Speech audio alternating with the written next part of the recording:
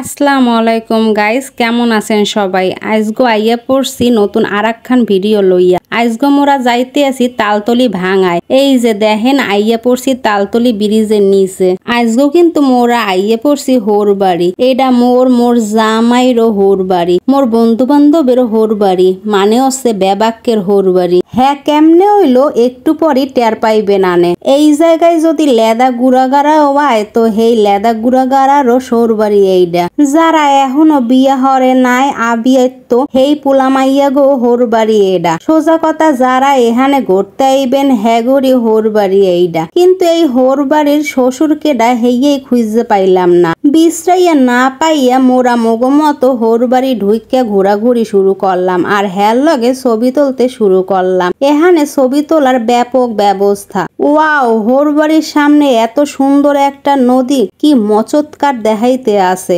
ওরে খোদা, বিয়া না কইরেও কত পোলা পাইন হোর বাড়ি পাইছে। অনেক পোলাগত বউ জোড়ার আগেই হোর বাড়ি জড়ছে। আহারে কি শান্তি! হোর বাড়ির বেঞ্চে বইয়া কুয়াকাটার মতো ফিল পাইতে আসি বেবাককে। মোর মাইয়া এখানে দোলনা পাইয়া বেমালা খুশি হইছে। এই দেখেন হ্যাঁ, আবার বন্ধু দোলনায় উঠতে পড়ছে, মানে দুই বন্ধু এক লগে দোল খাইতে আছে। হোর বাড়ির উড়ানে দোলনা দেখা মুইও ঝোলা শুরু কইরা দিছি। এই দেখেন মোর জামাই ও মাইয়া লইয়া উঠতে পড়ছে দোলনায়। কন কেমনটা লাগে? হিরা যদি কোন রকম নামায় পড়ে হেলে জামাইয়ের কোমরটা যদি ভাঙ্গা যায় তো মানুষে কইবে হোর বাড়ি যাইয়া কোমর ভাঙ্গা আইছে। হোর বাড়ি আইসি আর হোর বাড়ি আইয়া কি বাহিরি বইয়া থাকমু? অবশেষে দেখি এই ঘরটা খালি আছে। হোর বাড়ি কত জামাই বউ হেরা আবার যদি হাইন্দা বইয়া থাকে হেল লইগা আগে আগে মোরা ঘরের মধ্যে ঢুকে গেছি। মোর জামাই কয় হোর বাড়ি আইসি দিয়ে কোন সময় শরবত টরবত কি দেবে না? হৌরে কি দেখে না জামাই গেছে গামাইয়া, ঠান্ডা শরবত টরবত কি দেবে না?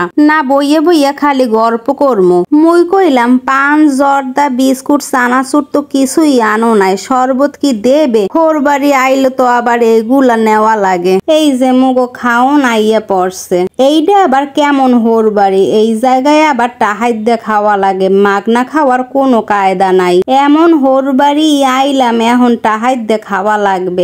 রিভিউ কেমন? ভালো না। এটা এখন রিভিউ খারাপ। আসলে শ্বশুর বাড়ি আইতে হবে। শ্বশুর বাড়ির আপ্যায়নটা হইলো না। না না, শ্বশুর বাড়ির যে স্পেশাল আপ্যায়ন সেটা হইলো।